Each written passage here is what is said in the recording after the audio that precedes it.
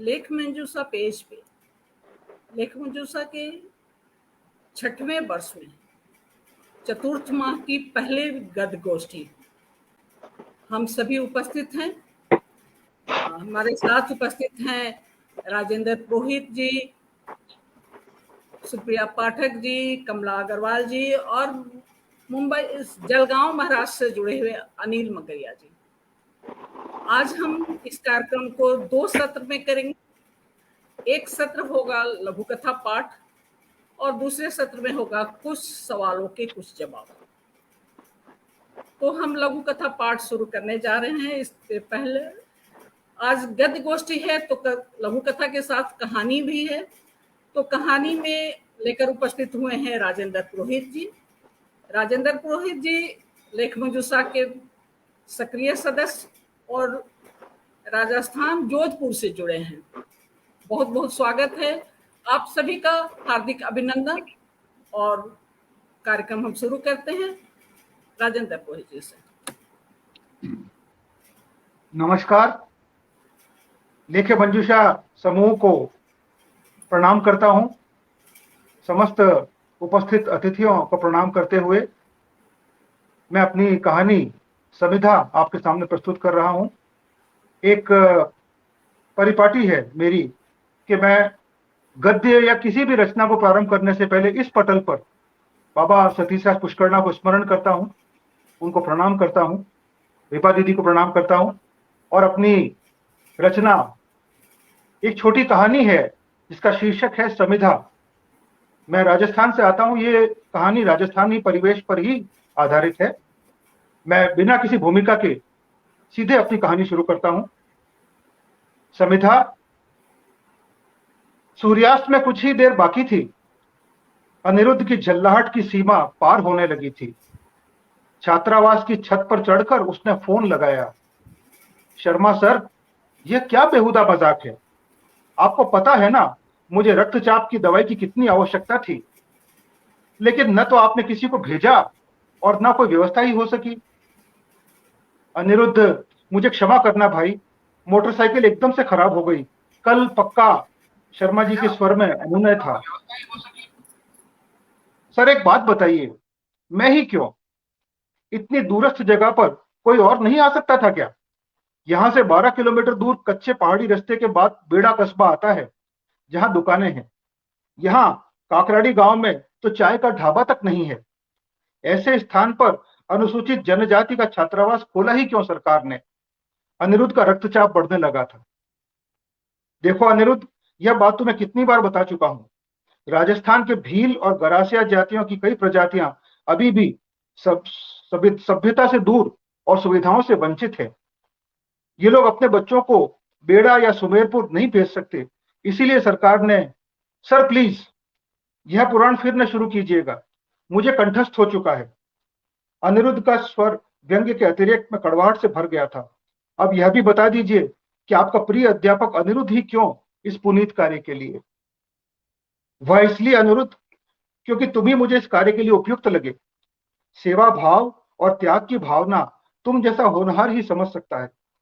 पिछले निरीक्षण में जिला कलेक्टर साहब कितने खुश हुए थे।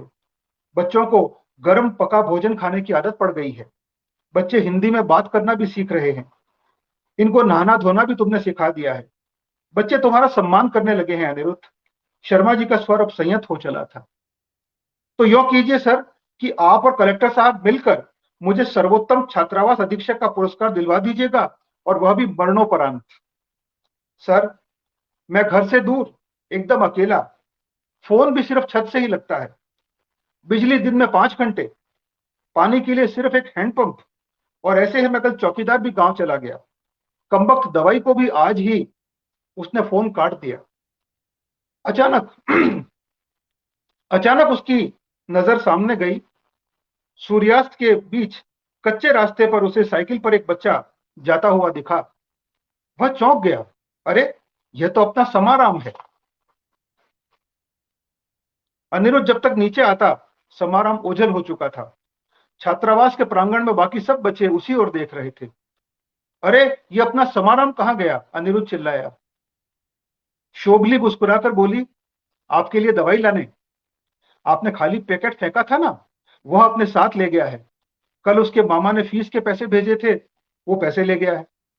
और साइकिल चौकीदार चाचा की है, उनके कमरे के पीछे पड़ी थी। ये स्वर पेबाराम का था। अनिरुद्ध की चिंता सारी सीमाएं तोड़ चुकी थी। अरे मगर क्यों? अंधेरा होने को है। मैदान के बाद तो 12 किलोमीटर का पहाड़ी रास्ता है। लौटते समय तो चढ़ाई है, कैसे आएगा? शोभली फिर मुस्कुरा दी। माड़ साहब, हमारे लिए जंगल के रास्ते, चढ़ाई, जानवर कुछ भी नया नहीं। समाराम जाते जाते एक ही बात कहकर गया है कि सर को बोलना कि यहां से जाएं नहीं। उनको दवाई दूध जो चाहिएगा हम ले आएंगे। अनिरुद्ध की आंखें बरस पड़ी। बच्चों ने फोन का वार्तालाप सुन लिया था। 2 घंटे कैसे बीते, अनिरुद्ध को कुछ समझ में नहीं आया। कभी छत पर भागता, कभी फिर नीचे आता, कभी शर्मा सर को फोन लगाता, कभी फिर काट देता, कभी बच्चों से लिपट कर फफकने लगता। अचानक बाहर मोटरसाइकिल की आवाज से वह चौंक उठा। वो और बच्चे बाहर भागे। बाहर समाराम के साथ एक युवक खड़ा था। माड़ साहब, यह लीजिए आपकी एम्लोडेक डी की गोली। बेड़ा में भवानी मेडिकल मेरी ही दुकान है। रात पड़ गई थी, सो मैं इस बच्चे को छोड़ने चला आया। इसकी साइकिल कल भिजवा दूंगा किसी के हाथ। एक बात कहूंगा सर, वाकई बच्चे आपको बहुत प्यार करते हैं, वरना ढलती शाम में काकराड़ी से बेड़ा, और वह भी साइकिल पर। युवक एक सांस में बोल गया। अनिरुद्ध ने युवक का हाथ थाम लिया, फिर समाराम को गले से लगाकर रोने लगा। युवक ने अनिरुद्ध को अंदर बिठाया और चुपचाप निकल लिया। अनिरुद्ध ने आंसू पोंछे और बच्चों के साथ रात के भोजन की तैयारी करने लगा। तभी छत से भूमाराम की आवाज आई, सर आपका फोन बोल रहा है। अनिरुद्ध ने फोन उठाया। दूसरे छोर पर शर्मा सर थे। अनिरुद्ध, सुबह तुम्हारी दवाई आ जाएगी। और हाँ, मैंने तुम्हें पाली या जोधपुर लगाने की अनुशंसा का पत्र बना दिया है। सुबह जनजाति निदेशक साहब को भिजवा दूंगा। मुझे क्षमा। अनिरुद्ध आगे सुन नहीं पाया। वह फूट फूट कर रोने लगा। नहीं सर, दवाई मुझे मिल गई है, और शिक्षा भी। सर, यह मेरी गलतफहमी थी कि मैं इनके लिए कुछ कर रहा हूं। वास्तव में तो मैं इनके लिए इन्हें कुछ भी नहीं दे सका हूं, लेकिन इन्होंने आज मुझे बहुत कुछ दे दिया है। और सर, आपकी अनुशंसा का पत्र फाड़ दीजिएगा। अब इस यज्ञ में आहुति देने की बारी मेरी है। नमस्कार, ये मेरी कहानी संविधान।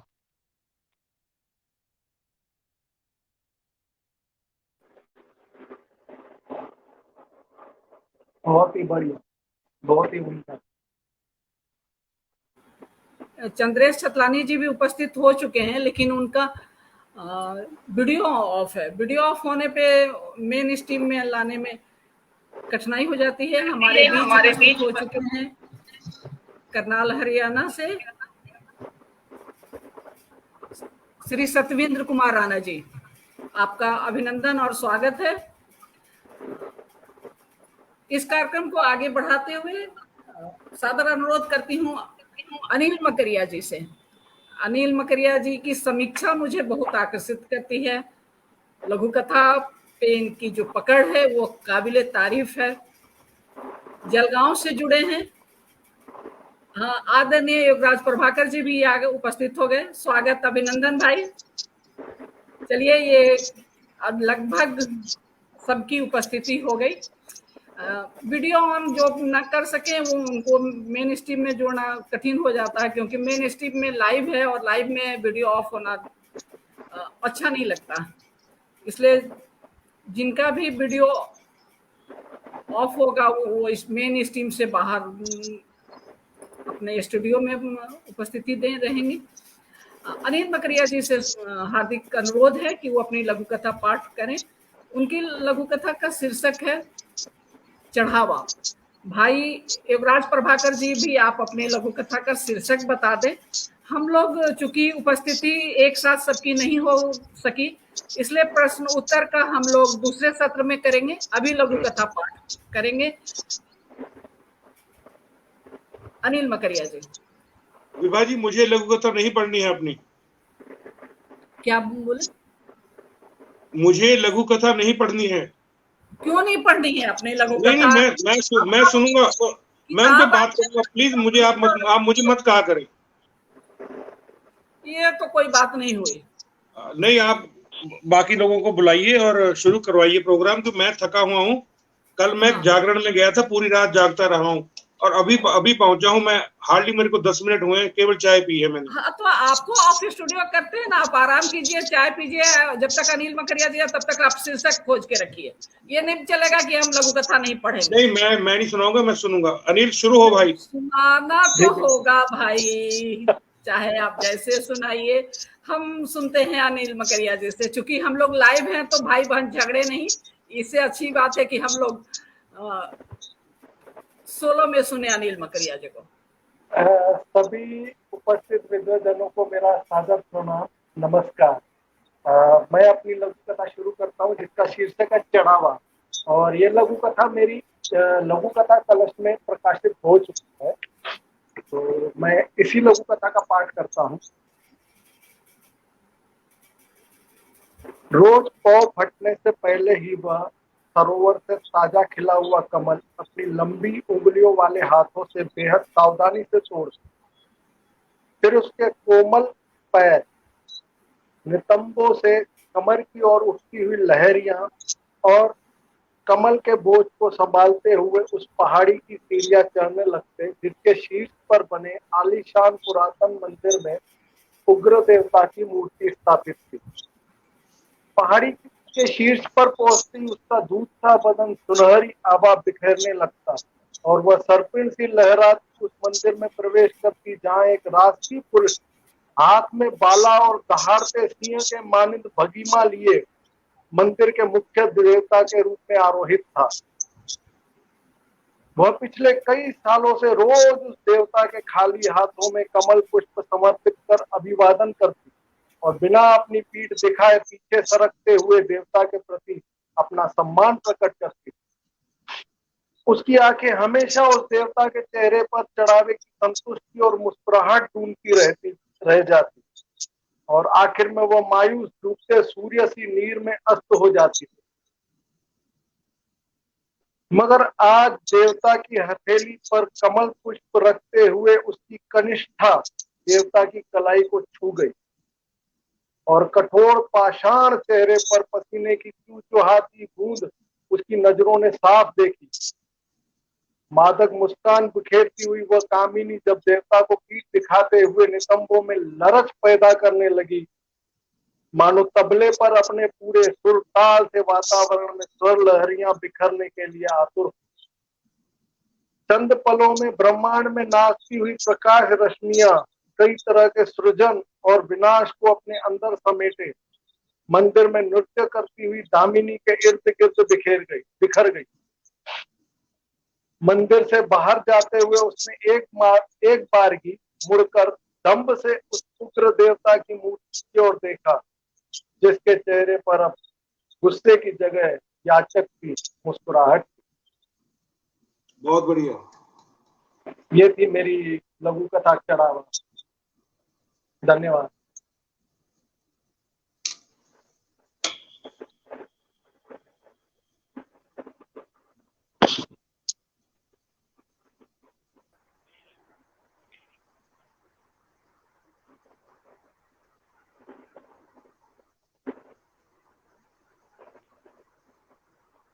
आपकी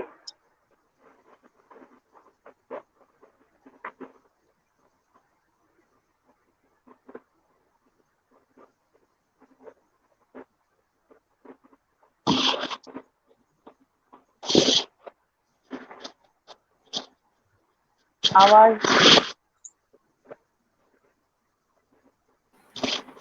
आवाज नहीं आ रही थी ना, वो म्यूट करने की वजह से। सुप्रिया पाठक गाजियाबाद से जुड़ी हैं, लेख मजूसा की सदस्य, और इनकी लघु कथा का शीर्षक है आत्मसंतुष्टि। सुप्रिया पाठक जी, सभी को मेरा नमस्कार, प्रणाम। मैं अपनी लघु कथा आत्मसंतुष्टि के साथ आपके समक्ष उपस्थित हूँ। मैं लघु कथा पढ़ती हूँ। लगभग 2 साल बाद निर्मला बिटिया को लेकर ससुराल आई थी। कोरोना का समय बहुत कठिन बीता। न जाने कितने बिछड़े, कितने छूटे, कितनों का जीवन आधार टूट गया। निर्मला तो बस 2 साल अकेले रही। इस बार सोच कर आई थी कुछ समय यहीं बिताना है। राज्य सरकार में बहाली आई थी, आवेदन भी कर दिया है। सब सही रहा तो यही नौकरी पक्की हो जाएगी। सुबह का काम निपटाकर अभी लेटी ही थी कि बच्चों के शोर से आंख खुल गई। कमरे से बाहर आकर देखा तो गांव के कुछ बच्चे नंगे पैर दौड़ते हुए आ रहे थे। रमा से पूछी, रमा ये बच्चे यहाँ कैसे? रमा रसोई से, दीदी सब बाबू के साथ खेलते हैं। निर्मला, तुम अभी रसोई में क्या कर रही हो? रमा, दीदी इन्हीं बच्चों के लिए खाना बना रही। निर्मला, लाओ तुम्हारी मदद करा दूं। रमा, नहीं दीदी आप बस यहीं बैठिए, सब कर लूंगी मैं। ये बच्चे पता नहीं कुछ खाकर भी आते होंगे या नहीं। इनके माँ बाप तो सूरज निकलते ही खेतों पर निकल जाते हैं। मैं इन्हें खाना खिला दिया करती हूँ, ये सारी दोपहर बाबू के साथ खेलते हैं और उस समय में मैं बाकी के काम निपटा लेती हूँ। निर्मला की बिटिया और रमा का बेटा बच्चों के साथ खूब घुल मिल गए थे। 1 महीने का वक्त कैसे बीत गया पता भी न चला। निर्मला आज सुबह से ही बहुत खुश थी। रमा हंसते हुए, दीदी आप नौकरी पर जाइएगा, अब मैं घर और बच्चों को संभाल लिया करूंगी। निर्मला की सरकारी विद्यालय में नौकरी पक्की हो गई थी। पहली तनख्वाह मिलते ही निर्मला घर के सभी सदस्यों के लिए तोहफे ले आई थी और बेसब्री से इंतजार करने लगी सुबह के 10 बजने का। बच्चे वैसे ही दौड़ते आए। निर्मला थैले से रंग बिरंगी छोटी छोटी चप्पलें निकालकर उन्हें देने लगी। कुछ कपड़े, बिस्किट, टॉफियां भी। बच्चे फूले न समा रहे थे। आज रसोई में रमा और निर्मला तरह तरह के व्यंजन बना रही थी। बच्चों ने भरपेट खाना खाया और उछलते कूदते घर गए। निर्मला सुकून से पूरी शाम बिटिया को निहारती दुलारती रही। सुबह विद्यालय निकलते वक्त निर्मला बरामदे के नीचे कतार से लगी रंगीन चप्पलों को निहार आंखों में एक चमक लिए विद्यालय निकली। धन्यवाद। बहुत बहुत शुक्रिया सुप्रिया। आगे कार्यक्रम को बढ़ाते हुए चंद्रेश जी, सतविंद कुमार राणा जी करनाल से जुड़े हैं हम लोगों के साथ। लघु कथा पाठ, लघु कथा की समीक्षा, लघु कथाओं में विशेष काम कर रहे हैं। स्वागत है आपका।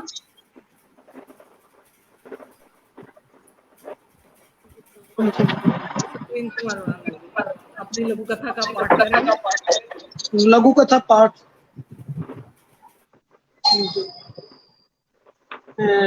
लघु कथा का शीर्षक है मोहरे। मेरी आवाज ठीक से आ रही है?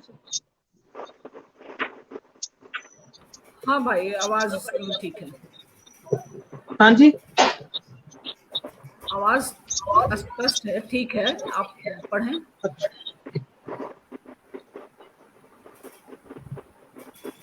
लघु कथा का शीर्षक है मोहरे। आपने रमेश सिंह को आंदोलन की शुरुआत में ही अपने साथ मिलाया था और फिर पार्टी के कामों में भी बड़ी जिम्मेवारियां दी। देखो, किसी भी उद्देश्य को पाने के लिए योजनाबद्ध तरीके से काम करना पड़ता है। मैं कुछ समझा नहीं।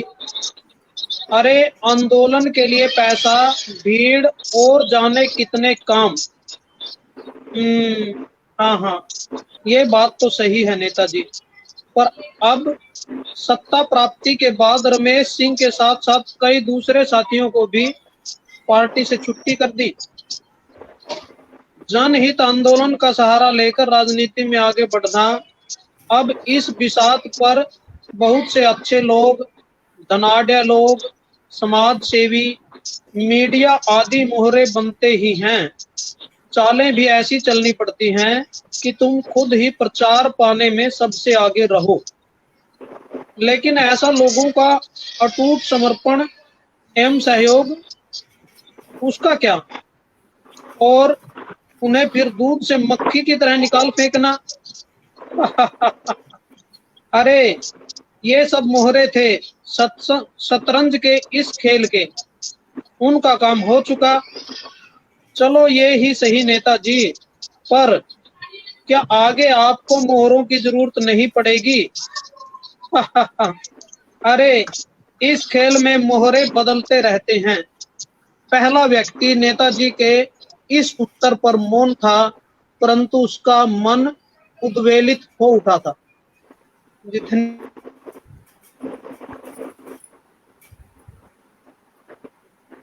आपकी लघु कथा पर तो भाई युवराज प्रभाकर ही जी बोलेंगे। बहुत बहुत बहुत ही सुंदर। अब चंद्रेश सतलानी जी वीडियो ऑन करते तो उनको बोला जाता।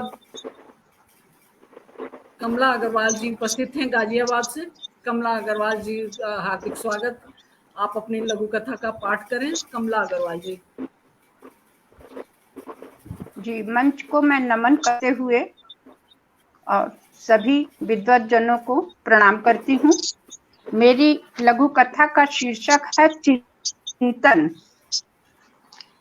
सूर्य अस्ताचल की ओर जा रहा था। गांव के घरों से कृत्रिम रोशनी झांकने लगी थी।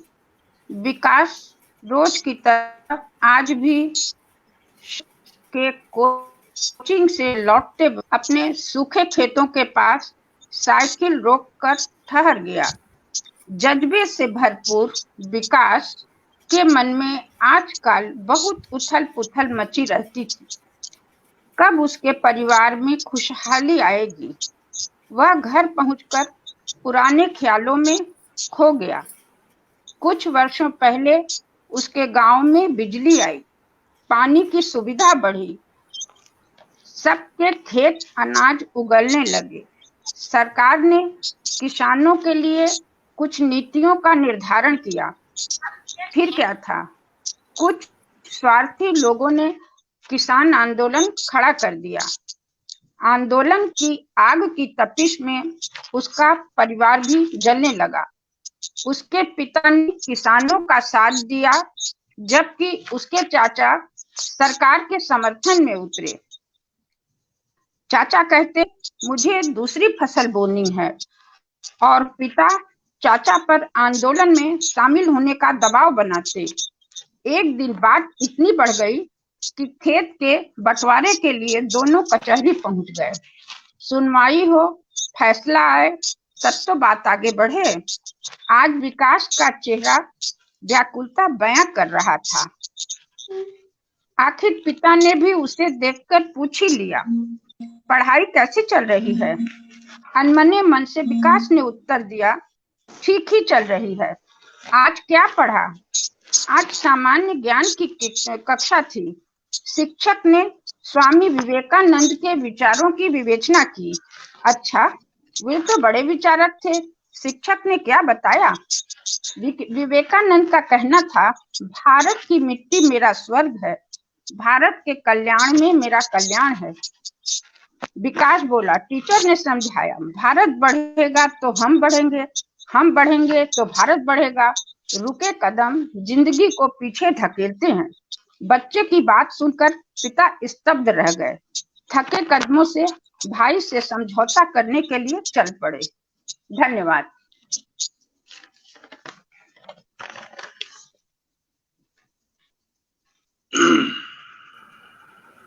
चलिए, वो सबकी लघु कथा तो पढ़ी जा चुकी ये है।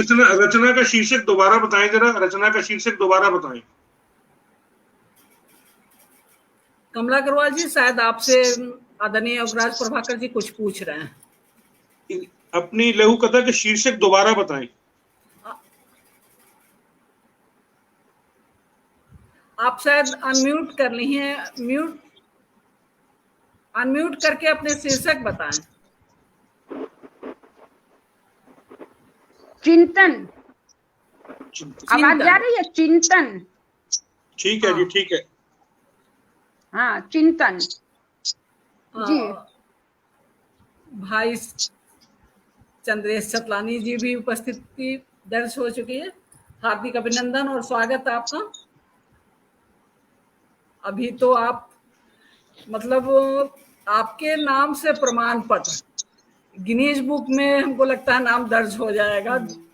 सबसे ज्यादा प्रमाण पत्र आपके नाम दर्ज हो चुके हैं।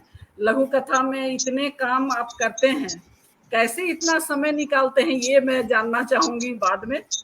पहले हम आपसे आपकी लघु कथा सुनते हैं। आपका नाम लघु कथा जगत में शायद कोई भी ऐसा नहीं होगा जो नहीं जानता होगा, इसलिए आपके परिचय विशेष ना कहते हुए मैं सीधे आपके पाठ पर अनुरोध करती हूँ। स्वागत।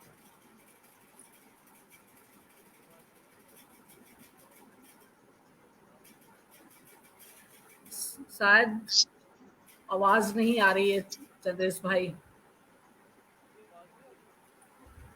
अनम्यूट नहीं किया इन्होंने।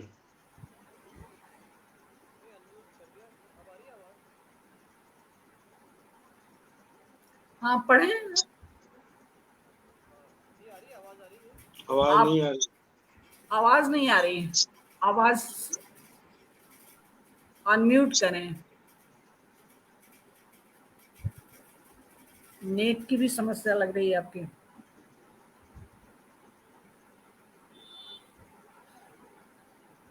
आपकी तस्वीर भी स्पष्ट नहीं आ रही है।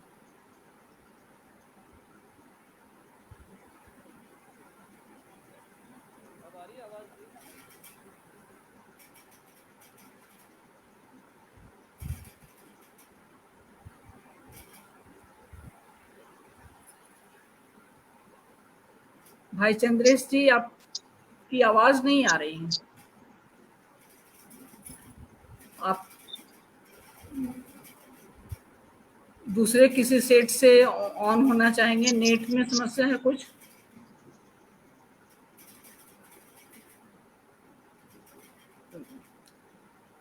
चलिए भाई चंद्रेश जी जब तक जुड़ते हैं तब तक हम भाई युवराज प्रभाकर जी के पास आते हैं सादर अनुरोध लेकर। अब आप अनम्यूट हो गए। नहीं, मेरी आवाज तो जा रही होगी। अब आ रही है, पहले बंद हो गई थी। हम तो बोले कि सादर उपस्थिति दर्ज करते हैं अब युवराज प्रभाकर जी के पास। युवराज प्रभाकर जी अनुरोध को स्वीकार करें, लघु कथा पाठ करें या सवालों को केवल जवाब देंगे? ऐसा नहीं चलेगा ना। आपकी लघु कथा नहीं होगी तो हमें उदाहरण कैसे मिलेगा? और लाइव में लड़ेंगे तो अच्छा नहीं लगेगा, क्योंकि दो बुजुर्ग जुटे हैं और दोनों लड़ रहे थे। मैं अपनी लघु कथा प्रस्तुत करता हूं। मेरी लघु कथा का शीर्षक है चश्मे। मेरी आवाज सुनाई दे रही है? हाँ सुनाई दे रही है, बहुत अच्छी आवाज है। सांप सांप मारो मारो। सभी लोग उस बूढ़े सांप की जान के प्यासे थे। वह आज धूप सेकने के लिए झाड़ियों से बाहर निकला ही था कि लोगों की नजर उस पर पड़ गई। लोगों का हजूम हाथ में लाठियां और पत्थर लेकर उसे मारने के लिए दौड़ पड़ा। 2-3 बार उसने बड़े जोर से फुंकारा भी, लेकिन लोगों पर कोई असर न हुआ। लाठी और पत्थरों की मार से स्वयं को बचाता हुआ वह द्रुत गति से छुपते छिपाते भागता जा रहा था। लोग अब काफी पीछे छूट गए थे, किंतु वह खुद भागते भागते हाँफ चुका था। अतः दम लेने के लिए एक विशाल वृक्ष के नीचे पड़े एक मटमैले से पत्थर पर जा चढ़ा। बुढ़ापे की कमजोरी और थकान के कारण उसकी आंख लग गई। अभी बहुत समय नहीं गुजरा होगा कि लोगों का शोर सुनकर उसकी आंख खुल गई। नाग देवता की जय हो, नाग देवता की जय हो। भीड़ जोर जोर से जय घोष कर रही थी। ये वही लोग थे जो कुछ समय पहले उसे मौत के घाट उतारना चाहते थे, किंतु अब उनके हाथों में लाठियां या पत्थर नहीं, बल्कि पूजा की थालियां और दूध के कटोरे थे, तथा सबकी आंखों में श्रद्धा के भाव थे। हतप्रभ सा नाग इस अचानक हुए हृदय परिवर्तन का कारण समझ नहीं पा रहा था। तभी भीड़ में से एक आदमी ने किसी दूर जाते हुए को आवाज देते हुए कहा, अरे यहाँ आओ रे, भाग कर आओ, देखो भोले शंकर की माया, शिवलिंग पर नाग देवता प्रकट हुए हैं। धन्यवाद।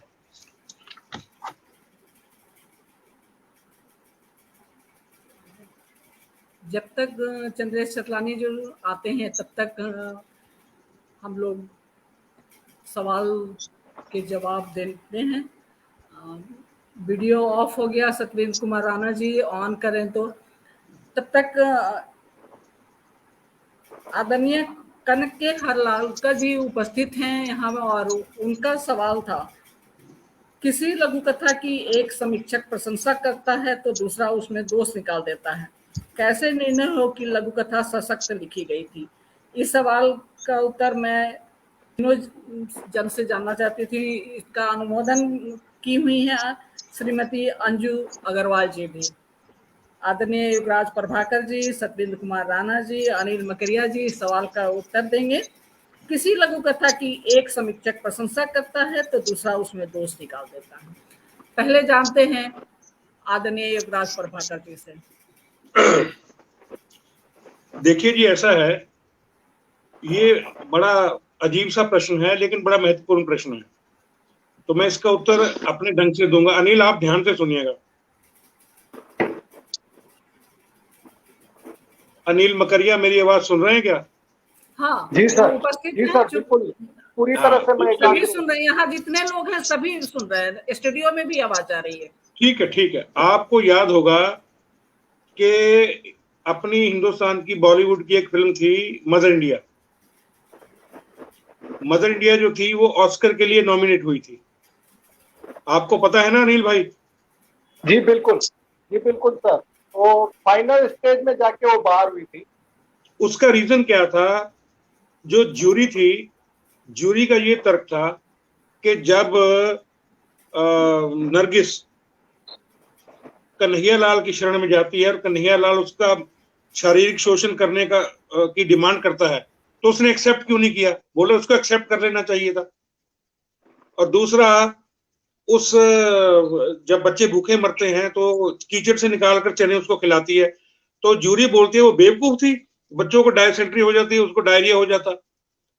तो भाई अब उनको हमारी भारतीय सभ्यता के बारे में क्या पता? कोई भी औरत जो है वो अपना शरीर किसी बेगाने को नहीं सौंपती है यूं ही। एक एग्जाम्पल, दूसरी एग्जाम्पल, 2 आंखें 12 हाथ। मुझे डायरेक्टर का नाम इमीडिएटली याद नहीं आ रहा, उस हॉलीवुड का वी शांताराम की पिक्चर 2 आंखें 12 हाथ। वी शांताराम की 2 आंखें 12 हाथ। मैं एक और डायरेक्टर की बात कर रहा हूं जो हॉलीवुड से था जी। उसने कहा था जी ये बुलशिट पिक्चर है, this is a scum bag. तो अपनी अपनी समझ के ऊपर है, हम किसी के ऊपर अपनी जो है सोच लाद नहीं सकते हैं, हम उनको नहीं समझा सकते हैं कि हमारे समाज में स्त्रियों का क्या स्थान है। ठीक, अब मैं आता हूँ मुद्दे की बात पर। मैंने ये एग्जांपल इसलिए दिए ताकि मैं अपना जो मेरा पॉइंट है मैं क्लियर कर सकूं। कनक हरलालका जी का प्रश्न है और बहुत सारे लोगों का ये प्रश्न है कि भाई एक आदमी तो उसकी तारीफ करता, दूसरा उसकी आलोचना कर देता है। तो उसका पहला जवाब तो यही था, हमारी तरफ से वो नॉमिनेट हुई, ये दोनों पिक्चर, ये वाली अपना मदर इंडिया, लेकिन वहां जाके उन लोगों के अकल से ऊपर निकल गई तो उसको इवेल्युएट नहीं कर पाए। अब देखिए, मैं प्रैक्टिकल एग्जांपल इसकी बताता हूं। आपने एक लघु कथा लिखी, मैंने लिखी, अनिल ने लिखी, राजेंद्र ने लिखी, या किसी और हमारे लेवल के आदमी ने लिखी। एक तो उसका समीक्षक है बलराम अग्रवाल या सुकेश साहनी या कमल चोपड़ा या रामेश्वर कंबोज हिमांशु, और दूसरा है कोई फेसबुक का लौंडा लफाड़िया। अब आप ये बताइए कि आप उन दोनों की समीक्षा में साम्य कैसे बिठा पाएंगे? हाँ, अगर उसी लघु कथा पर बलराम अग्रवाल ने प्रशंसा की हो और सुकेश साहनी ने आलोचना की हो तो उसकी कोई तुक बनती है, अगर मेरे जैसा अनाड़ी उठ के दूसरे किसी आदमी की हुई प्रशंसा को आलोचना में परिवर्तित कर दी जाए, उसकी आलोचना को प्रशंसा में परिवर्तित करते, तो मुझे नहीं लगता कि उसकी कोई वैल्यू है। ये लेखक को समझना चाहिए, उसको देखना चाहिए कि बात करने वाला आपके सामने है कौन है। सिंपल, मेरा तो ये जवाब है। मैं इसका अनिल के विचार जानना चाहूंगा इसके बारे में। पहले तो जोरदार ताली आपके विचारों पर। सार्थक गोष्ठी हो जाती है आपकी उपस्थिति से ही, और आपके उत्तर से तो हम लोग नए सीखने वाले। अनिल मकरिया जी का जवाब तो पूरा फेसबुक जानने के लिए उतावला है, इसलिए अनिल मकरिया जी उत्तर तो देंगे ही। स्वागत है अनिल मकरिया जी। इसी सवाल का जी बिल्कुल। सबसे पहले मैं योगराज सर जी को जवाब देना चाहूंगा। उन्होंने जिस तरह से स्पष्ट किया उससे मैं बिल्कुल सहमत हूँ।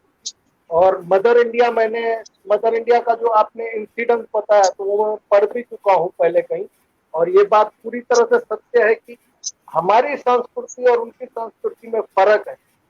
वो ये बात कभी नहीं जान सकते कि एक औरत जो भारतीय और स्त्री है उसकी जो इज्जत होती है वो क्या होती है। उनके यहाँ जो शादियां होती है वो 7 जन्म की नहीं होती है, 60% तलाक हो जाती है। यहाँ जो है पहले ही 7 जन्म के बंधनों में बांध दिया जाता है।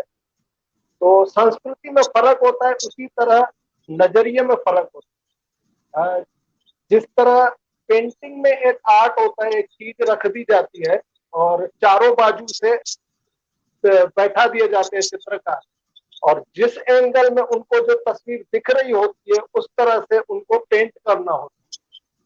तो इसी तरह से समीक्षा भी होती है, लेकिन समीक्षा में जो मेन जो मुख्य तत्व होते हैं वो समान होते हैं।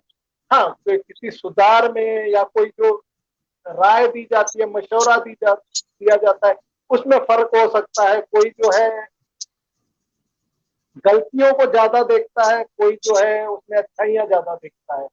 तो देखने वाले के नजरिए पे भी डिपेंड करता है। अब मैंने जो अपना जवाब तैयार किया है वो मैं पढ़ता हूं।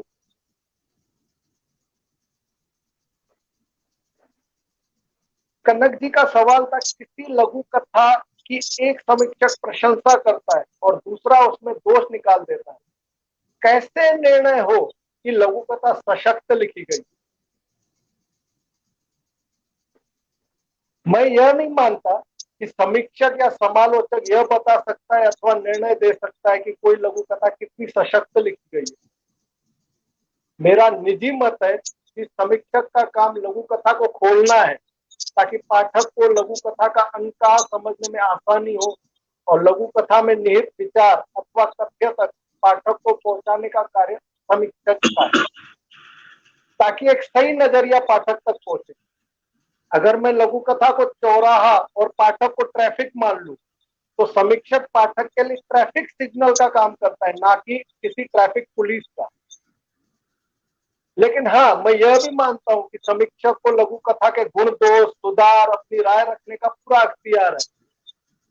लेकिन समीक्षक को यह सब लेखक के प्रति अपने पूर्वाग्रहों और मसलों को ताक पर रखकर ही करना होता। लघु कथा कितनी सशक्त है अथवा सटीक है, इसका निर्णय हमें समय और पाठकों पर छोड़ देना चाहिए। अगर लघु कथा वाकई सशक्त लिखी गई होगी तो उसे ढूंढ ढूंढ कर पढ़ा जाएगा, उसकी समीक्षा होगी, उस पर चर्चा होगी। ये मेरा व्यू है, ये मेरा नजरिया है। बहुत बढ़िया, बहुत बढ़िया।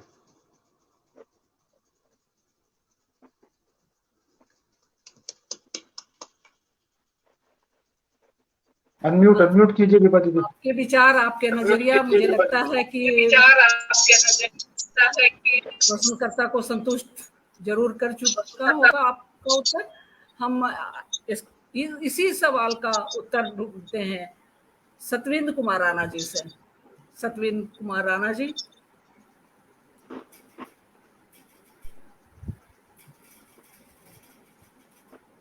जी दीदी, वैसे हरियाणवी में एक कहावत है कि हाथी के पैर में सबका पैर।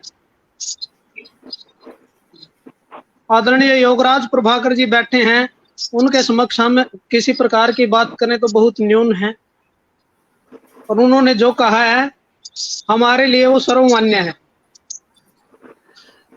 फिर भी जो बात इस प्रश्न के उत्तर में मैं सोच पाया वो यही है कि एक तो बिंदु यही है कि हर पाठक का हर एक रचना को पढ़ने का अपना नजरिया होता है, ऐसे ही समीक्षक का भी अपना नजरिया होता है, और उसी नजरिए के हिसाब से वो अपनी बात रखता है। और कहीं ना कहीं दूसरा व्यक्ति, वैसे तो जैसा हम देखते आए हैं अब तक का, यह है कि जिस लघु कथा की प्रशंसा होती है जैसा योगराज प्रभाकर सर ने कहा कि ज्यादातर जो समीक्षक हैं, बलराम अग्रवाल सर जैसे, रामेश्वर काम्बोज, हिमांशु जी हुए, सुकेश साहनी जी हुए, अशोक भाटिया हुए, तो कहीं ना कहीं उनकी समीक्षाओं को जब पढ़ते हैं तो ज्यादातर बातें लगभग सटीक बैठती हैं। और यदि उनमें कहीं कन्फ्लिक्शन पैदा होती है तो रचनाकार को इसके विषय में सोचना चाहिए। तब उसके अलावा भी दो अलग अलग जो समीक्षक अपनी समीक्षा रखते हैं तो उनका अपना कोई ना कोई पॉइंट ऑफ व्यू है। मैं ये सोचता हूं जहां पर कोई व्यक्ति समीक्षक के रूप में या ये कहिए कि आलोचना करते हुए कोई आलोचनात्मक बिंदु प्रस्तुत करता है, यदि लेखक समझता है कि वहां पर उसने जिस दोष को प्रकट किया है और उस दोष को लेखक भी उस चीज को महसूस कर रहा है कि हाँ इस प्रकार की कमी मुझे नजर आ रही है, तो लेखक के लिए स्वीकार्य है। अन्यथा तो लेखक का फैसला ही एकमात्र फैसला होता है अपनी किसी भी रचना पे, और उसका एकाधिकार भी होता है। वो चाहे उसमें किसी प्रकार का सुधार करे या ना करे, उसको ऐसे ही आगे बढ़ाए। दूसरी बात जो मैं कहना चाहता हूं कि टिकता वही है जो श्रेष्ठ है साहित्य में। अगर कोई कृति कोई रचना श्रेष्ठ होगी तो वो टिकेगी, अन्यथा तो पता नहीं कितनी बातें ऐसी लिखी जाती हैं और बह जाती हैं, समय के फेर में चली जाती हैं, उनका कोई मोल नहीं रहता कभी। तो श्रेष्ठता अपने आप को हमेशा ही साबित करती है। मैं कहता हूं कि प्रशंसा को भी सहज लेना चाहिए, और यदि आलोचना है और आलोचनात्मक बिंदु पर जहां दोष दिखाया गया है समीक्षक द्वारा, वो दोष लेखक को भी महसूस हो जाए कि हाँ इस पॉइंट पर, इस बिंदु पर कुछ कमी रही है, इसमें सुधार किया जा सकता है या भविष्य में इस प्रकार की कमियों से बचा जा सकता है, तो लेखक को उसको स्वीकार कर लेना चाहिए, अन्यथा आगे बढ़ जाए। बस इतना ही कहना चाहूंगा जी, धन्यवाद। मैं एक उदाहरण और देना चाहूंगा विभा जी। स्वागत है भाई। जो सतविंदर ने बात की है ना, मैं इसको थोड़ा एक्सटेंड करूंगा। अनिल, अपने अशोक भाटिया जी की कालजयी लघु कथा है रंग, हम सब ने पढ़ी होगी। रंग पढ़ी है ना, रंग लघु कथा। मेरी आवाज पहुंच रही है? पहुंच रही है, सभी सुन रहे हैं। जी सर, जी सर, मैंने अशोक भाटिया की एक लघु कथा है रंग जी सर, मैंने बहुत जबरदस्त नहीं पढ़ी है? बताइए, मैं पढ़ लूंगा जी, आप बताइए उसके बारे में, मैं पढ़ लूंगा। अगर नहीं पढ़ी है तो यू आर मिसिंग समथिंग। सुनिए, मैं बताता हूँ लघु कथा। मैं उसको थोड़ा शॉर्ट में बताता हूँ। है क्या, एक आदमी है, बहुत दबंग किस्म का आदमी है, गवर्नमेंट ऑफिशियल है, बड़ा तगड़े लेवल का। तो होली का दिन है, तो घर में किसी सामान की जरूरत पड़ती है, तो घर वाले डर के मारे बाहर नहीं जाते कि रंग लगा देंगे। बोले मैं जाता हूँ, मैं देखता हूँ किसकी मजाल मेरे पर रंग गिराए। वो बाजार जाता है, सामान लाता है, किसी आदमी की हिम्मत नहीं पड़ती कि उसको देख भी सके। वो घर आता है और बड़ा खुश होता है, देखा मेरे ऊपर किसी ने रंग नहीं लगाया। लेकिन वो कमरे के अंदर जाता है, वहां से रंग उठाता, अपने मुंह पे मल लेता है। मेरी पढ़ी हुई थी। ये है लघु कथा। अब ये लघु कथा मेरे ख्याल 1996 में एक संगोष्ठी में पढ़ी गई, और मेरे पास उसकी ना जिस आदमी ने जो बोला मेरे पास रिटर्न में पढ़ा हुआ है। वो इस लघु कथा की चारों तरफ से प्रशंसा हुई जी कि बहुत जबरदस्त लघु। देखिए, एक आदमी है जो रंग लगवाना नहीं चाहता, लेकिन फिर रंग लगा देता है। अब आप देखिए वो किस मतलब प्रोसेस से गुजरा होगा। हो सकता है उसने महसूस किया हो, यार मैं तो आइसोलेट हो गया, भगवान जाने क्या हुआ क्या नहीं हुआ।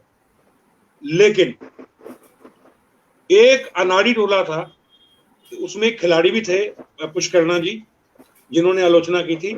लेकिन एक उसके बाद में एक अनाड़ी टोला भी था।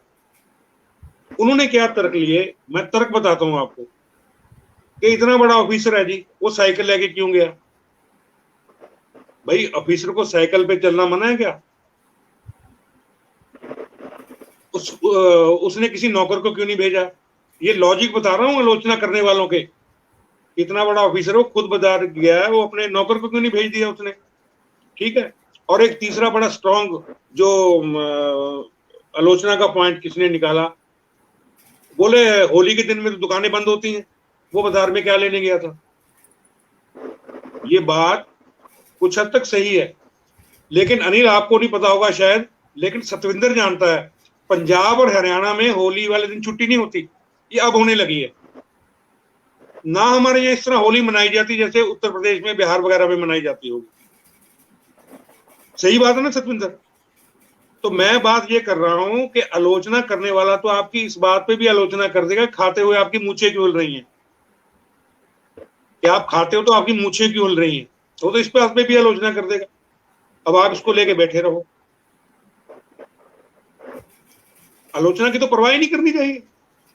किसी ने क्या कहा, मान लीजिए मेरी रचना की राजेंद्र ने बहुत जम के प्रशंसा कर दी, अब बताइए भाई मेरे क्या मुकुट लग गया। और अनिल ने मेरी आलोचना कर दी, बताइए मेरी क्या पूंछ कट गई। हम लोग वही ना, वो फेसबुक को, अपने सोशल मीडिया के दायरे से बाहर नहीं निकल पा रहे हैं, हम अपना दायरा वाइड नहीं कर रहे हैं। आलोचना की बात हो रही है तो हमारे जो सीनियर लोग हैं वो इस बात को समझेंगे।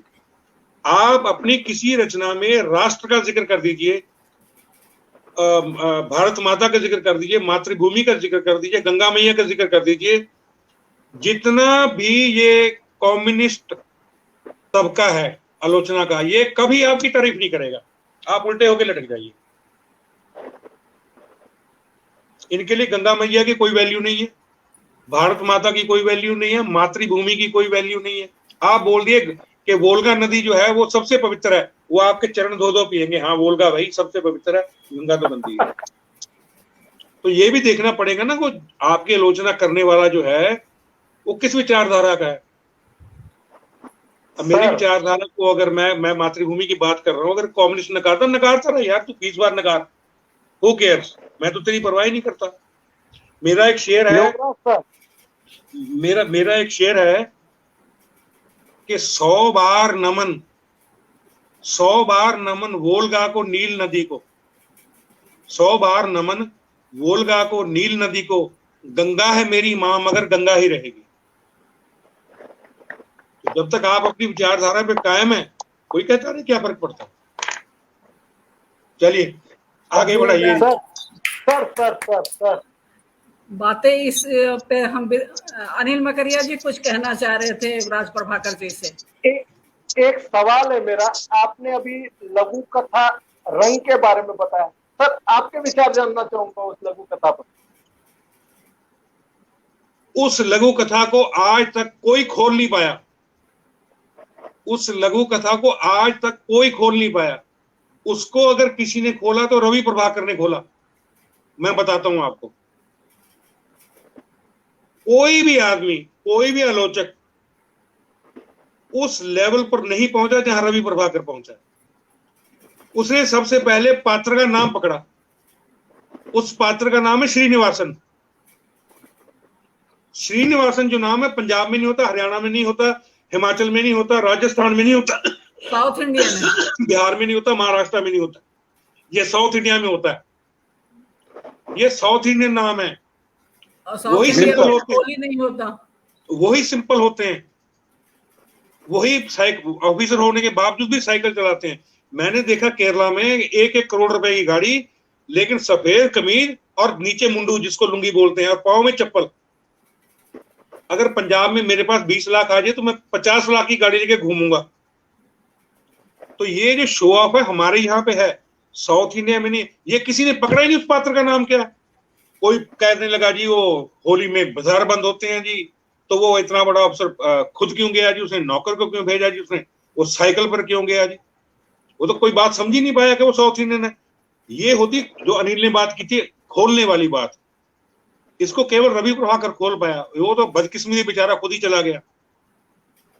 और जब ये बात अशोक भाटिया जी को बताएगी ना, अशोक भाटिया जी हमारे बीच कायम है, भगवान उनको हमेशा कायम रखे। तो अशोक भाटिया जी हिल गए थे, हिल। जब मैंने उनसे ये बात की, मैंने कहा श्रीनिवास नाम कोई नहीं को पकड़ पाया। तो ये होती है बात। मेरी नजर में बहुत जबरदस्त लघु कथा है जी वो, A क्लास लघु कथा, A क्लास। मेरी 3 पसंदीदा लघु कथाएं हैं। पहली रमेश बत्रा की सुअर, दूसरी जगदीश रमानी की आधा आदमी, और तीसरी जो है वो अशोक भाटिया की रंग है। बाकी इनके बाद में है। और ये बाद में अशोक भाटिया जी की प्रेजेंस में अपना सतविंदर भी वहां था, सतविंदर राणा भी वहां था उस प्रोग्राम में। कुरुक्षेत्र में प्रोग्राम हुआ था, तो मैंने वहां पे ये बात सरेआम बोली थी कि ये मेरी 3 लघु कथाएं पसंदीदा है, और मैंने रंग का पाठ भी किया था, आपको याद होगा। बहुत जबरदस्त है। आप अनिल, आपके लिए पढ़ना बहुत जरूरी है वो रंग लघु कथा। जी सर, मैंने नोट कर लिया लघु कथाएं। जी चलिए हम सर शॉर्ट मूवी भी बन चुकी है उस पे। हाँ बिल्कुल बन सकती है। लगता है कि बन चुकी है सर, बन चुकी है भाई। मैं ये बता रहा हूं कि वहां भी शॉर्ट मूवी बनाने वाले ने भी ये नहीं पकड़ा कि श्रीनिवासन साउथ इंडियन है। अगर वो साउथ इंडियन नाम पकड़ लेता तो बात क्लियर हो जाती, उसके ऊपर कंट्रोवर्सी न कभी होती। श्रीनिवास नाम बताओ, हरियाणा में है श्रीनिवासन नाम किसी का? मैंने तो नहीं देखा भाई। पंजाबियों में भी नहीं होता, बिल्कुल राजस्थानियों में भी नहीं होता, और भाई सिंधियों में भी नहीं होता। ये साउथ इंडियन नाम है ये। श्रीनिवासन को कोई नहीं पकड़ पाया। जो श्रीनिवास को पकड़ लेते, बात खत्म। ये प्रश्न का उत्तर मुझे लगता है कि पर्याप्त रूप से दिया जा चुका, और कनक जी संतुष्ट होंगी अपने उत्तर से। वो लिख भी रही हैं तर्कसंगत उदाहरण युवराज सर। अब हम आते हैं शेख शहजाद उस्मानी जी के सवाल पे। शेख शहजाद उस्मानी जी लगातार बने हुए हैं जब से कार्यक्रम शुरू हुआ है। उनका प्रश्न है, मैं आप सभी से प्रायोगिक लघुकथा रचनाओं के महत्व पर जानना चाहूंगा। नए या पुराने लेखकों के प्रयोग, पाठक टिप्पणी पर विमर्श। लघुकथा पढ़ने में मजा नहीं आया, इस मजे से आशय भिन्न हो सकते हैं। क्या लघुकथाकार पाठक के मजे के लिए लघुकथा लिखें? किस मजे हेतु?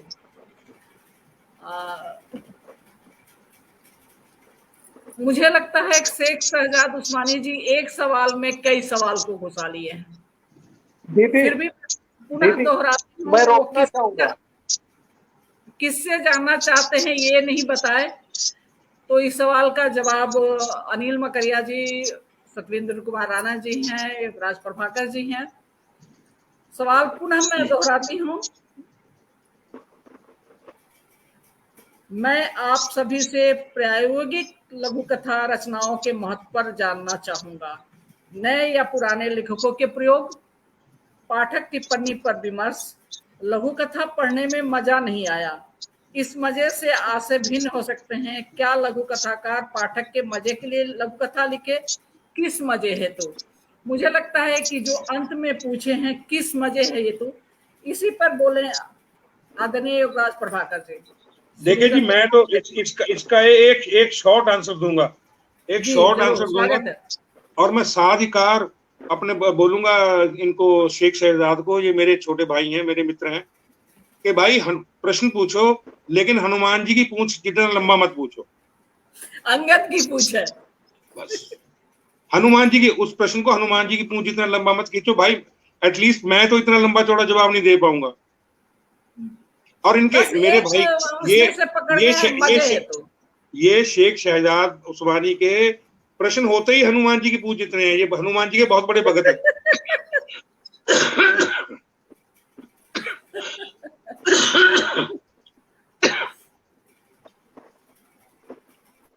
और बल्कि मैं तो ये कहूंगा कि एक ये ऐसी है, ये भी बहुत जिज्ञासु आदमी है। मैं इनका मजाक नहीं उड़ा रहा हूं, मैं थोड़ा लाइटर वेन में चला गया था। मेरा एक सुझाव ये है कि एक प्रोग्राम केवल इनके प्रश्नों के ऊपर रखा जाए, क्योंकि ये 2014 से 2022 तक प्रश्न ही पूछते आ रहे हैं, और मुझे लगता नहीं ये किसी भी उत्तर से आज तक सेटिस्फाइड हो पाए। तो मैं चाहूंगा अनिल जवाब दें इनका, क्योंकि ये यंग ब्लड है। मैं तो भाई 60+ आदमी, मेरे में इतनी एनर्जी नहीं है। अगली गोष्ठी सारे समीक्षकों को जमा करके और इनके सवाल पे ही केवल रखा जाएगा। और आज- इनसे सवाल पहले ले लिए जाएं। हाँ, बस आज केवल इनके, चूंकि ये लगातार उपस्थित हैं, बस एक सवाल की मजा हेतु लिखना, मजा हेतु पे अनिल मकरिया जी कुछ बोल दें। नहीं, मैं एक्चुअली ये बताना चाहता था कि जो उस्मानी साहब ने सवाल पूछा है उसी तरह का सवाल जो है सुप्रिया पुरोहित जी ने भी पूछा है। तो वो इन दोनों का जो जवाब है लगभग एक ही आएगा। सुप्रिया पुरोहित जी का सवाल है, क्या लघु कथा के साथ प्रयोग किए जा सकते हैं?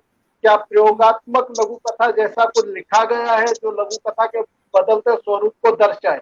तो मुझे लगता है कि दोनों सवाल लगभग समान है। तो वही जवाब उस्मानी सर का भी हो सकता है जो इस सवाल का जवाब हो।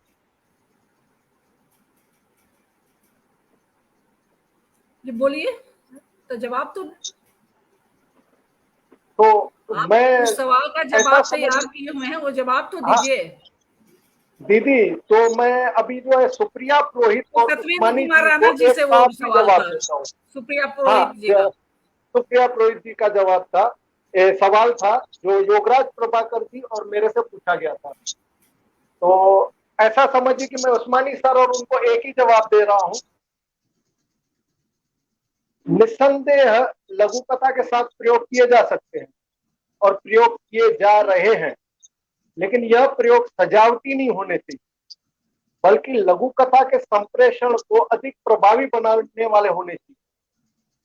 मैं यह भी मानता हूं कि लघु कथा में किए जा रहे प्रयोग पर्याप्त नहीं है, या इस तरह कहूं कि लघु कथा को लघु कथा ही बनाए रखकर किए जा रहे प्रयोगों की संख्या निम्न है। कई बार नवोदित लघु कथाकारों को कुछ बेहतरीन प्रयोगों को पटल पर लाने अथवा मंच देने में भी कमी रह जाती है। अब अगर बात करूं कि प्रयोगात्मक कितना लिखा गया है, तो मुझे बताना चाहिए कि लघु कथा विधा में स्थापित संवादात्मक शैली, डायरी शैली अथवा विवरणात्मक शैली लघु कथाएं विगत में लघु कथाकारों द्वारा किए गए लेखन प्रयोगों का ही नतीजा है। और अगर वर्तमान की बात करूं तो लघु कथा में नाना प्रकार के छंद, श्लोक, काव्य अथवा पत्र लेखन का इस्तेमाल भी लघु कथाकारों द्वारा सफलतापूर्वक किया जा रहा है।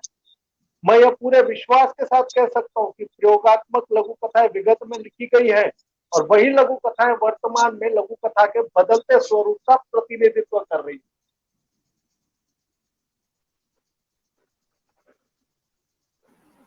चलिए सभी, यह मेरा जवाब था। मैं इसमें थोड़ा जोड़ना चाहूंगा, अगर आप मेरे को आज्ञा दे तो। स्वागत है भाई। जी सर, स्वागत है। अनिल भाई, बात प्रयोग की होती है। प्रयोग, अब प्रयोग जो है कौन कर सकता है? वो आपने धोनी का हेलीकॉप्टर शॉट देखा है? जी देखा ना?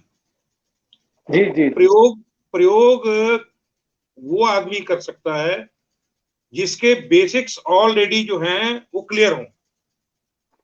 जी सर। कोई नया बैट्समैन आते ही हेलीकॉप्टर मारेगा ना तो उसके मुंह पे बॉल लगेगी। सबसे पहले भाई साहब, प्रयोग करने के लिए पहले बेसिक्स जो है उसको आपके बेसिक्स क्लियर होने चाहिए। हमारे आधे से ज्यादा जो सवाल होते हैं ना, आधे से ज्यादा के 90% सवाल जो होते हैं, सबसे बड़ा सवाल जो मेरे को बहुत इरिटेट करता है और मेरा मन करता है कि अपने बाल नोच लूं या सामने वाले के नोच लूं। आज 2022 में भी पहला सवाल जो लघु कथा के आकार को लेकर होता है, यार अभी तक आकार ही तुम्हारा क्लियर नहीं हुआ। हमारे बड़े बूढ़े किताबें लिख मर गए यार। 50 किताबें पुष्करना जी लिख गए। कभी बलराम अग्रवाल बता रहे हैं, कभी अशोक भाटिया बता रहे हैं, कोई कुछ बता रहा। यार हम आज तक उसके आकार में से नहीं लाना था यार हमारी लर्निंग के ऊपर। हमारा एजुकेशन सिस्टम जो है ना, वो दुनिया में दी बेस्ट है। आप मेरी बात पे गौर कीजिएगा, हमारा एजुकेशन सिस्टम जो है ना, वो दुनिया में दी बेस्ट है, लेकिन हमारा जो लर्निंग प्रोसेस है वो दुनिया में वर्स्ट है। ये कौन सा ऐसा पॉइंट है जो आज से 30-40 साल पहले क्लियर नहीं हो चुका? मेरे को बताइए आप, कौन सा? आप किसी पॉइंट का नाम लीजिए, प्रयोग का नाम लीजिए, आकार का नाम लीजिए, शीर्षक की बात कीजिए, आप उसके लेंथ की बात कीजिए, ब्रेड्थ की बात कीजिए, प्रयोग किसी नेम एनीथिंग। मैं बताता हूँ कि वो आज से नहीं, आज से 40 साल पहले सतीश राज पुष्करना क्लियर कर गए हुए हैं।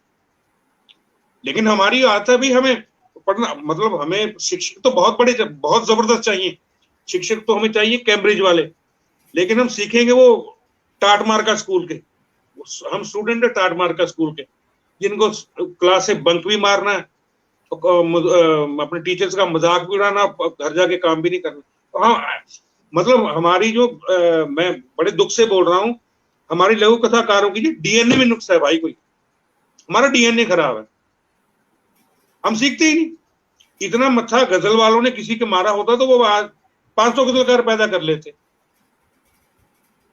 आज भी भाई अगर हम आकार पे अटके हुए ना कि आकार की तरफ क्या होना चाहिए, बस फिर हमारा काम हो गया, बस फिर गॉड ब्लेस यू। चलिए आगे बढ़ाइए। जी सर, सहमत। चलिए, जोरदार ताली आज के इस सत्र पर। मुझे लगता है कि अब जितने भी सवाल है, अगर वो लोग अध्ययन कर लें, मुख्यतः सारे सवालों का एक ही जवाब है कि लेख पूरे गूगल में सर्च कर लीजिए। जो अब आप व्हाट्सएप चला रहे हैं, फेसबुक चला रहे हैं, तो आपको गूगल सर्च करना जरूर आता होगा, कोई भी हो। तो लेख तो मुझे लगता है कि चाहे डॉक्टर सतीश राज पुष्करना जी का हो, चाहे युगराज प्रभाकर जी का हो, या बलराम अग्रवाल जी की मतलब किताब ना भी पढ़ें तो लेख कहीं ना कहीं लेख है। तो आप लेखन के पहले पढ़ें, उसका आधार जाने तो अगला कदम आपने लेखन की तरफ। भाई पुष्करना जी कहते थे कि जब तुम 100 पेज पढ़ लेना तो 1 पेज लिखना। तो जब 100 पेज पढ़ लेना, वो अंतिम क्षण तक जो आदमी लगभग 74 साल पूरा करने, 75 साल में उनका हम लोग शरीर से साथ छूटा। अफसोस के साथ मैं कहना चाहती हूँ, रवि प्रभाकर भाई रह जाते तो मतलब लघु कथा का क्या भविष्य होता, यह केवल कल्पना किया जा सकता है। जो रवि प्रभाकर को जानते होंगे, जो युगराज प्रभाकर जी को जान रहे हैं, और जो डॉक्टर सतीश राज पुष्करना जी को जान रहे हैं, उसके बाद मुझे नहीं लगता है कि कहीं भी कोई सवाल, अगर आप गंभीरता पूर्वक अध्ययन करें तो कहीं कोई सवाल बचता है। चाहे हम जितने सत्र चला लें, जितने प्रश्न रख लें, और मतलब जो मुख्य आधार से प्रश्न आता है लंबाई चौड़ाई पर और आकार पर और शीर्षक पर, तो फिर सोचने वाली बात है कि आप पढ़े कितना है, अध्ययन कितना है, अध्येता कितना है। बात मुझे लगता है कि यही समाप्त करनी चाहिए। एक संगीता गोविल जी काफी अंत में आई हैं, लेकिन उनका जो सवाल था युगराज प्रभाकर जी और सतविंद्र कुमार राणा जी, संगीता गोविल जी का जो सवाल था, सतविंद्र कुमार राणा जी आप जवाब देना चाहेंगे? अपने को अनम्यूट करें, तब युगराज प्रभाकर जी के पास चलते हैं। अनिल मकरिया जी भी यहाँ आ गए हैं। प्रश्न बोलिए ना, प्रश्न क्या? जी, प्रश्न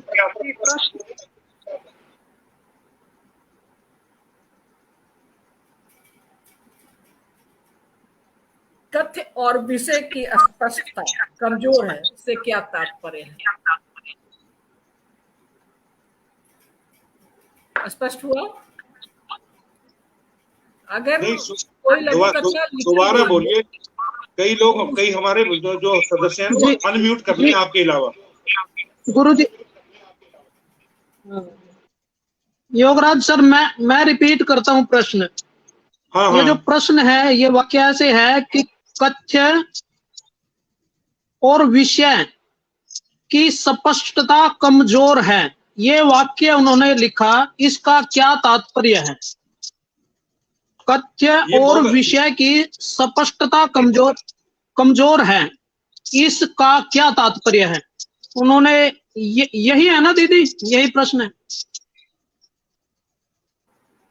हाँ यही है भाई। ऐसे है कि जब किसी बात में कोई मिसिंग लिंक आ जाता है ना, तो उसमें स्पष्टता आ जाती है। जब कोई बात चले ना तो वो फ्लो में चले, वहां से कोई भी लिंक मिस हो गया तो बात में अस्पष्टता आएगी। मिसिंग लिंक जो है ये बहुत बड़ा विषय है। ये भाषा का मिसिंग लिंक हो सकता है, विषय का मिसिंग लिंक हो सकता है, अभिव्यक्ति का मिसिंग लिंक हो सकता है, अभिव्यंजना का मिसिंग लिंक हो सकता है। तो ये सवाल जो है बहुत महत्वपूर्ण है। जहां पे भी आपकी फ्लो टूटता है ना और एक मिसिंग लिंक पैदा होता है, तो वहां से अस्पष्टता पैदा होती है, चाहे वो कथ्य की हो चाहे वो विषय की हो। सिंपल। और जब आपको ये मालूम ना हो कि आपको क्या कहना क्या है, ये इसका दूसरा पॉइंट है। जब लेखक को ये नहीं पता हो कि उसको एक्चुअली कहना क्या है और जो उसने कहा है क्या वो आगे संप्रेषित हो रहा है कि नहीं हो रहा है। अगर पूरी तरह से संप्रेषित नहीं हो रहा है तो भाई फिर वो वही स्थिति पैदा होगी जो इन्होंने पूछी। बाकी साथी भी इसका जवाब दें, अनिल भी जवाब दें, सतविंदर आप भी बताएं भाई।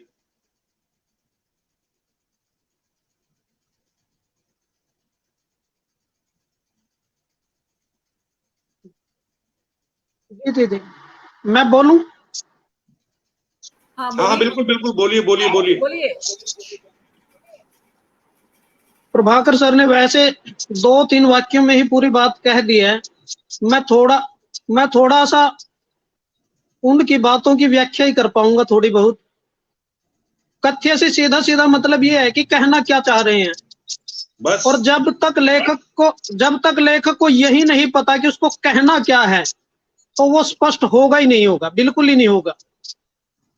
क्या कहना और क्यों कहना, ये 2 बातें उसके दिमाग में पहले चलती रहनी चाहिए, उसके बाद लेखन कर्म शुरू होगा। अब कथ्य तो क्या कहना और क्यों कहना और कैसे कहना, ये 3 बातों में आ जाएगा। वो जो कैसे कहने का तरीका जो है, अगर वो ठीक तरीके से नहीं बैठ पा रहा, तो जैसे अभिव्यंजना और अभिव्यक्ति की बात प्रभाकर सर ने की है, उसमें कहीं ना कहीं कमी रह गई है। सीधी सी बात यह है, कथ्य तक तब पहुंचेगा व्यक्ति जब जो लघु कथा लिख रहा है उसका प्लॉट या विषय कहिए कि उसके दिमाग में हो।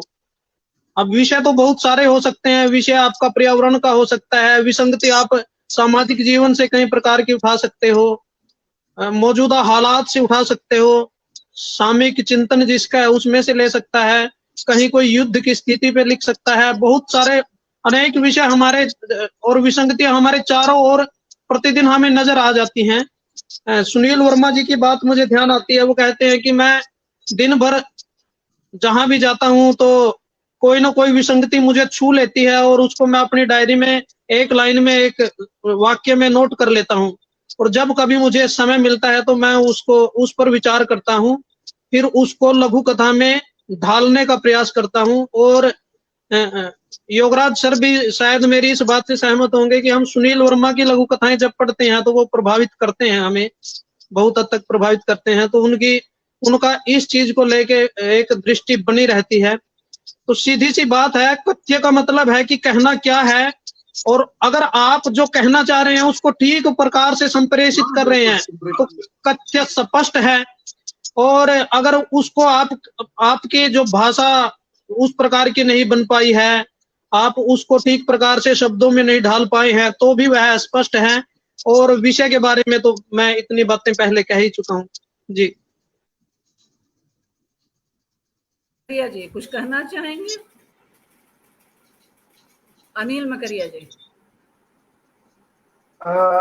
योगराज प्रभाकर जी ने जो कहा बहुत ही कम शब्दों में और बहुत आसानी से समझा दिया, और बाकी उसको विस्तार सतविंद्र कुमार राणा जी ने दे ही दिया है, तो सफिशिएंट है, मेरे ख्याल से पर्याप्त है। योगराज प्रभाकर जी का जो लेख है, क्या कहना है, क्यों कहना है, कैसे कहना है, इस 3 बिंदु को जो लोग मतलब ग्राह्य कर ले, उसके बाद तो सवाल वहीं खत्म हो जाएंगे। और बात तो तब उठती है कि साधु की तोता की तरह न रटे। अब लेख पढ़ रहे हैं, कुछ और लिख रहे हैं कुछ। विभा जी ऐसा है कि जब मैं आपको एग्जांपल देता हूं, एक्सरे की एग्जांपल देता हूं। मान लीजिए किसी को फेफड़े का या किसी को हार्ट का या किसी पर्टिकुलर जगह का एक्सरे करवाना है तो पिन पॉइंट वहीं पे होता है। ये नहीं है कि एक्सरे आपने फेफड़ों का करवाना है वो आपका बाकी सारा भी उसमें इंक्लूड हो जाए, वो पिन पॉइंट उस पे होता है। जब कोई लेखक वहां पे पिन पॉइंट नहीं कर पाता तो अस्पष्टता आती। आपने कहना क्या है और सामने वाले ने समझना क्या है।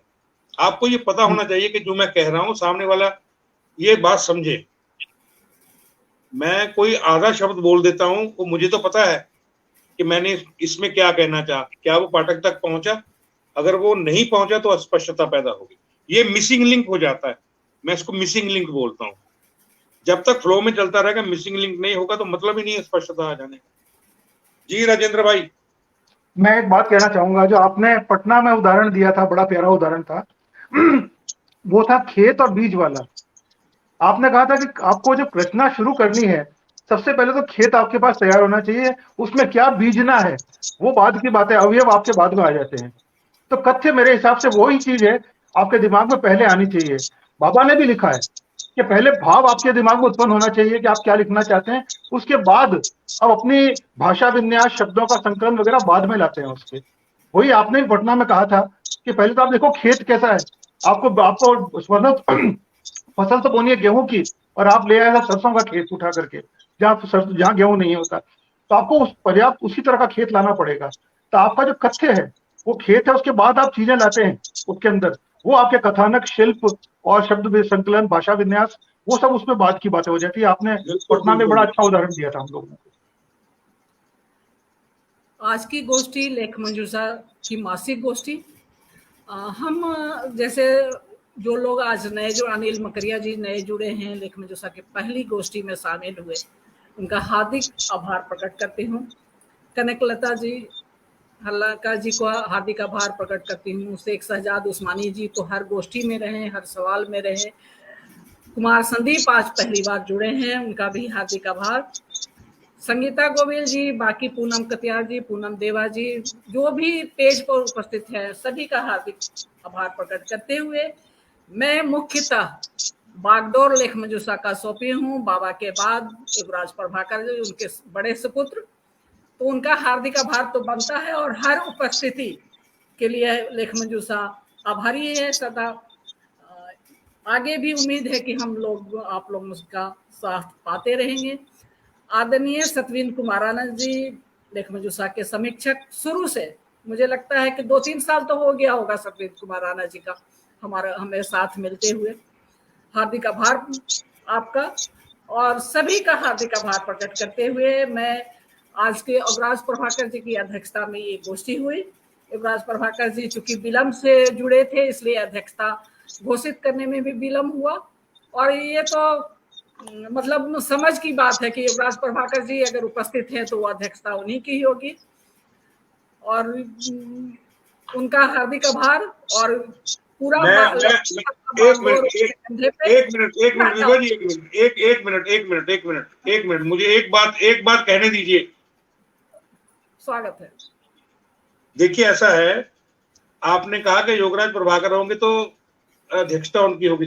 सुनिए, हाँ, तो सुनिए ना, क्योंकि हम सभी सुनिए, मैं 2 बातें आपको जोड़ के बताता हूँ। वो जोड़िए, मैं कॉर्पोरेट सेक्टर में काम करता हूँ और हमारे वहाँ ये राजेंद्र भी कॉर्पोरेट में ही है, तो हमारे यहाँ एक टर्म आती है डेलीगेशन ऑफ पावर्स। मैं डेलीगेशन ऑफ पावर में विश्वास करता हूँ। जनवरी 2021 में मेरी पत्नी का निधन हुआ तो मैंने जो भी था वो चाबियां अपनी पुत्रवधू को सौंप दी और बेटे को बोल दिया, भाई प्रधानगी आज से तेरी है। हमारे घर में एक शादी हुई मेरी पत्नी की डेथ के बाद मेरे घर में, जहां पे कन्यादान मुझे करना था, मेरे भाई की बेटी थी, लेकिन मैंने वो कन्यादान अपने बेटे से करवाया। मैंने कहा भाई ये डेलीगेशन ऑफ पावर, जो पावर तेरे को डेलीगेट कर दी गई है, तो अब मैं ये डेलीगेट कर दिया है, मैं इसमें विश्वास करता हूँ। तो अगली बार जब मैं आऊं तो मेरे अलावा प्रधान होना चाहिए ये मेरे नौजवान साथियों में। हाँ, तब तो मैं आप मानूंगा कि लेते डेलीगेशन आइएगा ऑफ पावर मैंने यहाँ पे भी जो की। श्रेष्ठ होगा उसको आप लेते आइएगा। बागडोर तो आपके लेख मंजूषा का, बागडोर लघु कथा का आपके हाथ में है, आप अपने से श्रेष्ठ लेते आइएगा, हम कोई आपत्ति नहीं है। Thank you. अनिल बकरिया जी सहमत होंगे मेरी बातों से, मुझे लगता है सतविंद्र कुमार राणा जी सहमत होंगे, और बहुत अफसोस के साथ मेरे लिए ये बहुत बड़ा दिन है। मैं आप सबसे मिल रहा हूँ, आप सबको सुन रहा हूँ, मेरे लिए बहुत बड़ा दिन है, बहुत खुशी का दिन है। मैं बस आपको सुनना चाहता हूँ। बहुत बहुत धन्यवाद। नमस्कार। आप लोग मेरा अनुरोध स्वीकार कर लेते हैं, आग्रह को आप लोग यूं ही स्वीकार करते रहें और आतिथ्य के लिए मौका देते रहें। लेख मंजूषा पेज पे गोष्ठी लघु कथा, अगर कविता की भी गोष्ठी होती है 1 महीना बीच करके, जैसे अभी लघु कथा है तो अगले महीना हम लोग कविता का करेंगे। तो युवराज प्रभाकर जी गजल सुनाने आते हैं, आप लोग भी अपनी उपस्थिति दें, गजल सुने उनसे। और जरूर मुझे लगता है कि अब इस गोष्ठी को हम लोग गप के लिए उपस्थित रहेंगे, आप लोग जाएंगे नहीं। मैं लाइव बंद करती हूँ, क्योंकि बहुत सारी बातें जो हम लोगों की हो वो लाइव में ना जाए। सभी से विदा लेते हुए, सभी का हाथी का भार करते हुए